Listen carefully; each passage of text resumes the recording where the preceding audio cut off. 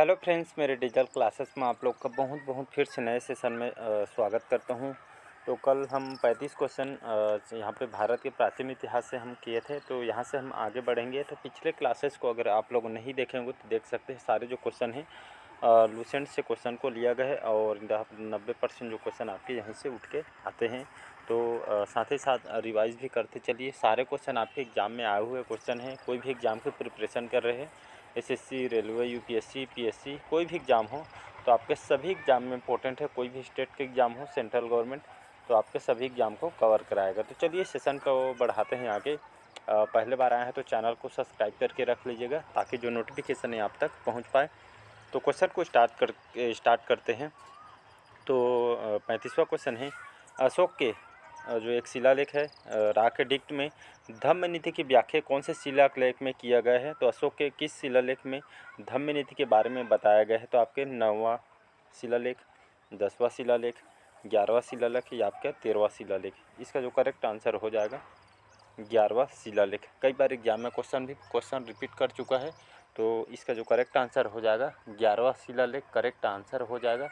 तो इसमें अशोक की इस 11वां शिलालेख में धम्मनीति के बारे में बताई गई है, तो इसको याद रखिएगा। अगला क्वेश्चन देखते हैं, मेगस्थनी निम्नलिखित में से किस राजा के दरबार में भारत आया हुआ था। तो चंद्रगुप्त मौर्य, हर्षवर्धन, चंद्रगुप्त द्वितीय के शासनकाल में आपके डी है बिंदुसार। इसका जो करेक्ट आंसर हो जाएगा आपके चंद्रगुप्त आपका मौर्य करेक्ट आंसर हो जाएगा। तो मेगस्थनी एक आपका यूनान का रहने वाला था और एक आपका राजपूत था। तो ये लगभग 304 से आपका 299 ईसा पूर्व में आपके मेगस्थनीज जो आप थे आपके चंद्रगुप्त मौर्य के दरबार में आया हुआ था। तो इसका जो करेक्ट आंसर हो जाएगा ये ऑप्शन करेक्ट आंसर हो जाएगा। अगला क्वेश्चन तरफ बढ़ते हैं। अगला क्वेश्चन देखते हैं, किताब उल हिंद के लेखक कौन थे। तो मेगस्थनी, अलबरूनी या आपके इब्न बतूता या आपके डीह फाहियान। इसका जो करेक्ट आंसर हो जाएगा अलबरूनी करेक्ट आंसर हो जाएगा। तो किताब उल हिंद के लेखक कौन थे। तो अलबरूनी थी। कौन सी भाषा में इसको लिखा गया था। इसको अरबी भाषा में लिखा गया था, तो इसको याद रखिएगा। तो किताब उल हिंद ये आपके अरबी भाषा में इसको लिखा गया था और अलबरूनी इनकी कृति है, इसके लेखक हैं, तो इसको याद रखिएगा। अगला क्वेश्चन देखते हैं, शिलालेखों और संबंधित व्यक्तियों की सूची नीचे दी गई है। यहाँ पे सूची दिया गया है शिलालेख और संबंधित व्यक्तियों के बारे में। तो इस सूची में सूची दिया गया है जिसमें कौन सा मेल नहीं खाता या कौन सा आपका सूची गलत है। तो जूनागढ़ जो गिरनार है ये आपके रुद्रदामन से संबंधित है। हाथी गुफा ये जो शिलालेख है खारवेल ये भी संबंधित है, मतलब करेक्ट है, खारवेल से संबंधित है। अहोल प्रशस्ति ये पुलकेशिन द्वितीय से संबंधित है। प्रयाग ये आपका स्कंदगुप्त ये आपका करेक्ट आंसर नहीं है, तो इसका जो डी ऑप्शन हो जाएगा ये आपका मैच नहीं खाता है, तो इसको याद रखिएगा। अगला क्वेश्चन देखते हैं, निम्नलिखित राजवंशों में से कौन सा राजा भोज से संबंधित है। तो ये दोस्त, प्रतिहार या परमार या चौहान वंश से। तो इसका जो करेक्ट आंसर हो जाएगा Parmar, C option correct answer हो जाएगा। तो जो परमार जो राजवंशों में से आपके राजा भोज से संबंधित है, इसको याद रखिए। प्रसिद्ध राजा जो भोज थे इनका शासनकाल माना जाता है 1000 ये आपका 1010 से लेकर 1055 ईस्वी तक इन्होंने शासन किया है। और राजपूत कुल के जो परमार वंश से संबंधित इन्होंने मध्य भारत में मालवा क्षेत्र पर इन्होंने शासन किया था, तो इसको याद रखिएगा। अगला क्वेश्चन देखते हैं, निम्नलिखित में से कौन जो आपके चोल राजवंश की राजधानी थी। तो कांचीपुरम, चोल जो राजवंश की राजधानी पूछा गया है, तो कांचीपुरम, मान्यखेत या आपके तंजावुर या आपके आमकोड। इसका जो करेक्ट आंसर हो जाएगा यहाँ पे बोला गया है कि इसका चोल राजवंश की राजधानी कौन सी थी। तो चोल राजवंश की राजधानी कहाँ थी, तंजावुर, इसको याद रखिएगा।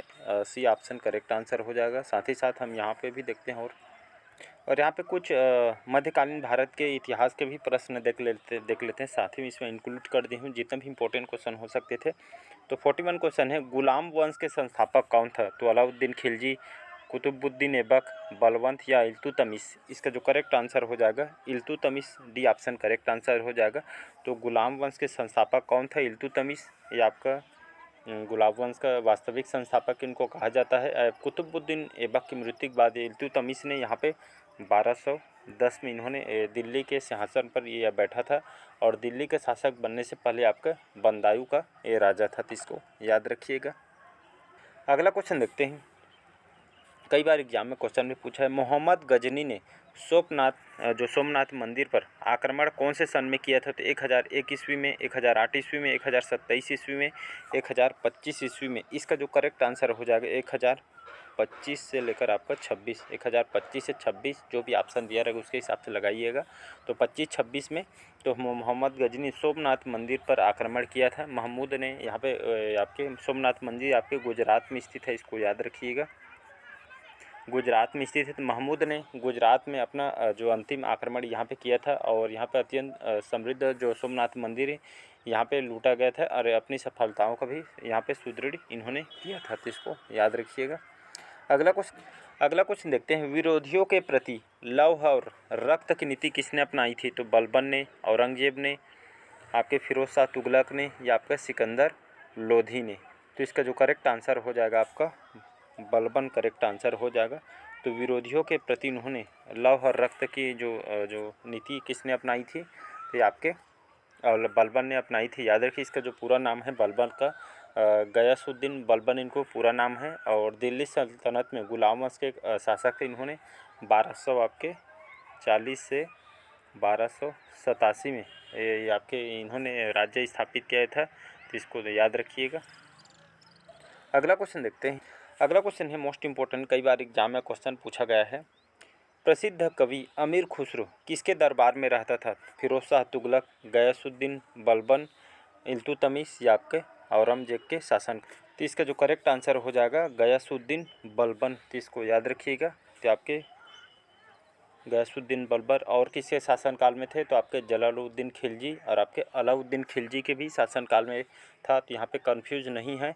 बलबन दिया रहेगा, गयासुद्दीन बलबन रहे बलबन और आपका जलालुद्दीन खिलजी साथ ही साथ अलाउद्दीन खिलजी के समकालीन था, तो इसको याद रखिए। अमीर खुसरो ये जाने माने मतलब कवि थे, तो इसको याद रखिएगा। अगला क्वेश्चन देखते हैं, नालंदा विश्वविद्यालय को नष्ट करने वाले ऐबक का सेनापति कौन था?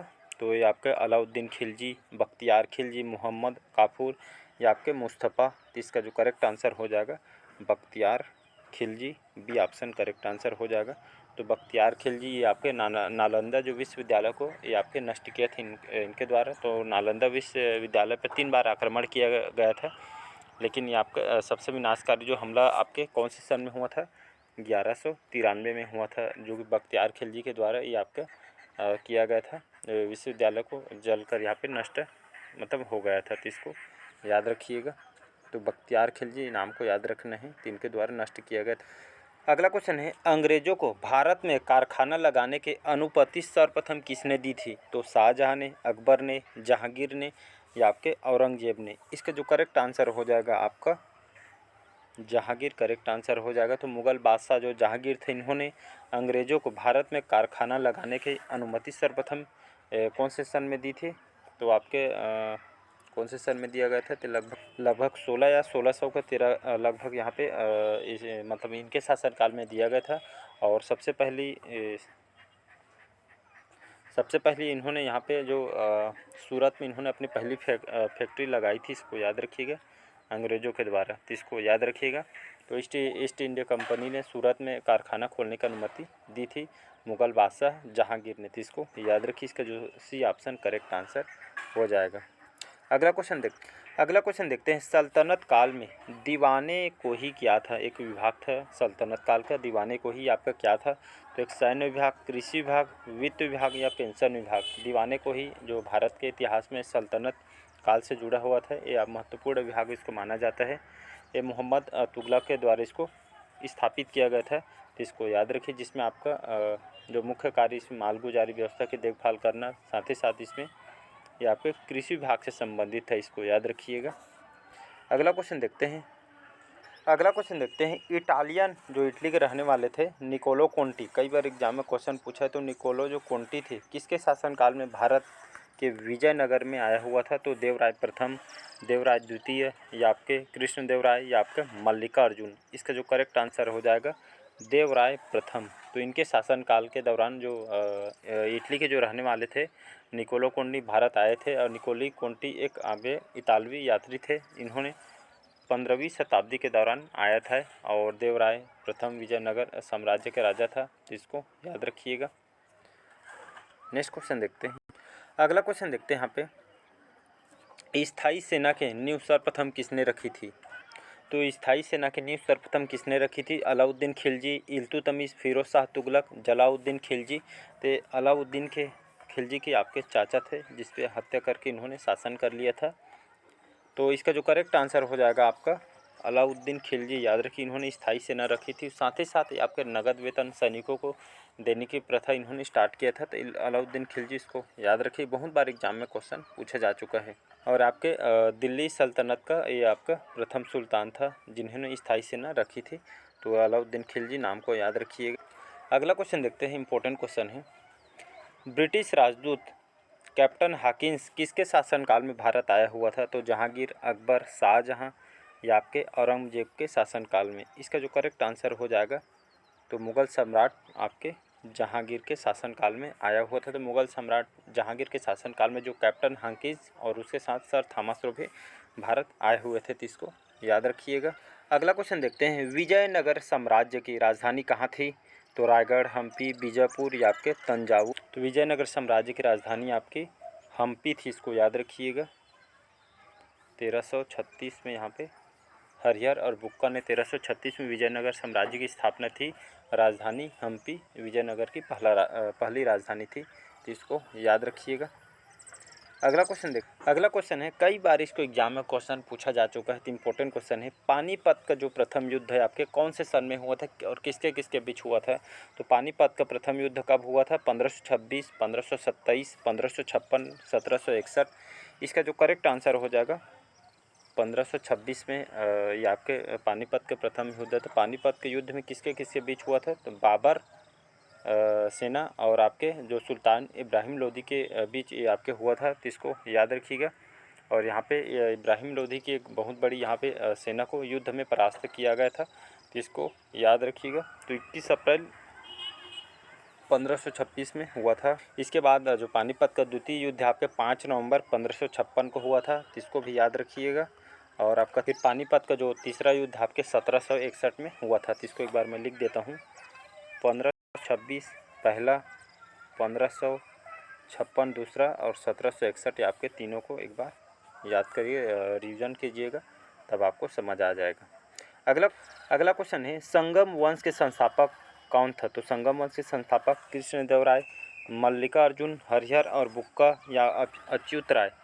तो इसका जो करेक्ट आंसर हो जाएगा हरिहर और बुक्का। याद रखिए, संगम वंश के जो संस्थापक हरिहर और बुक्का थे, ये दोनों भाई थे। याद रखिए, विजयनगर साम्राज्य के संगम वंश की स्थापना लगभग 14वीं शताब्दी में की गई थी। यह दो भाइयों के द्वारा, आपके हरिहर प्रथम और आपके जो बुक्का थे, ये आपके इनके द्वारा की गई थी। लगभग 1336 ईसा पूर्व में ये आपके संगम राजवंश का शासक बने थे, तो इसको याद रखिए। अगला क्वेश्चन देखते हैं, पट्टा और काबुलियत की प्रथा किसने शुरू की थी? तो शिवाजी, शेरशाह, जहांगीर या सिकंदर ने। तो इसका जो करेक्ट आंसर हो जाएगा शेरशाह सूरी, इसका करेक्ट आंसर हो जाएगा। तो पट्टा और काबुलियत की जो प्रथा किसने शुरुआत की थी? तो शेरशाह सूरी ने पट्टा और काबुलियत प्रणाली की शुरुआत की थी। तो भारत में आपके द्वितीय जो अफगान साम्राज्य में सूरी वंश के संस्थापक शासक शेरशाह सूरी ने पट्टा और काबुलियत प्रणाली की शुरुआत इन्होंने की थी, इसको याद रखिए। अगला, घाघरा का युद्ध किसके किसके बीच लड़ा गया था? तो लोधी और बाबर और राणा सांगा, मेदिनी राय और बाबर या बाबर और अफगान के बीच। इसका जो करेक्ट आंसर हो जाएगा आपका बाबर और आपके अफगानों के बीच हुआ था। तो अफगानों ने, जो इब्राहिम लोदी के भाई थे आपके महमूद लोदी, जो आपके दिल्ली सल्तनत के नेतृत्व में इन्होंने बिहार पर अधिकार कर लिया था। और इसके बाद बाबर जो नुसरत शाह था, जो बंगाल के सल्तनत के लिए इन्होंने एक मात्र विरोधी यहाँ पे रह गया था। और बाबर ने लगभग 6 मई 1529, तो डेट को भी याद रखिए, 6 मई 1529 को ईस्वी को बंगाल और आपके बिहार की संयुक्त सेना को घाघरा के युद्ध में कुचल डाला था। तो इसका जो करेक्ट आंसर हो जाएगा डी ऑप्शन, याद रखिएगा। इंपॉर्टेंट क्वेश्चन है, यहाँ से क्वेश्चन पूछा जाता है। तो चलिए, आज का सेशन कैसा लगा कमेंट करके ज़रूर बताइएगा। तो इसको डेट को भी याद रखिएगा, किसके किसके बीच हुआ था इसको भी याद रखिएगा। तो रिवीजन कीजिएगा, ताकि जो क्वेश्चन सारे जो क्वेश्चन है मैं लूसेंट से लिया हूँ। बाकी आपको कहीं से भी जीके जीएस पढ़ने की ज़रूरत नहीं पड़ेगी। इम्पोर्टेंट है, प्रीवियस ईयर क्वेश्चन को भी सॉल्व करके आप देख सकते हैं। तो चलिए, मिलते हैं अगले पार्ट में। अच्छा लगे चैनल को लाइक शेयर और सब्सक्राइब कीजिएगा। Thank you.